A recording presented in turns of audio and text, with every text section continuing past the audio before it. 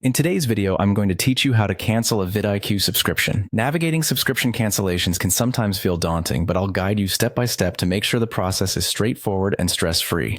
By the end of this video, you'll have a complete understanding of how to successfully cancel your subscription and what to expect afterward. First, you'll want to log into your vidIQ account using your preferred browser. To do this, simply open your browser, head to the vidIQ website, and enter your login credentials. Once you're logged in, you'll be greeted by the main dashboard. Now, let's move on to finding where you need to go to manage your subscription.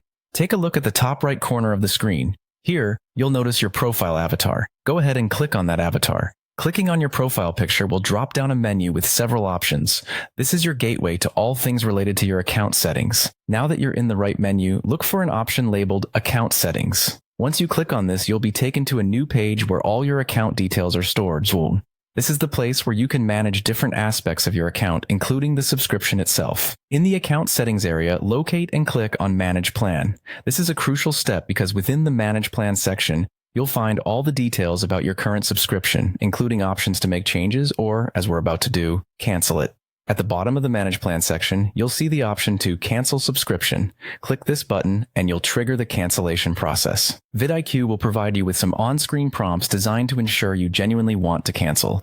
These prompts might include some questions or suggestions about downgrading or pausing the subscription instead, so just follow along, and if you're certain about cancellation, proceed with confirming your choice. It's important to pay attention to these prompts as they guide you through the completion of the cancellation.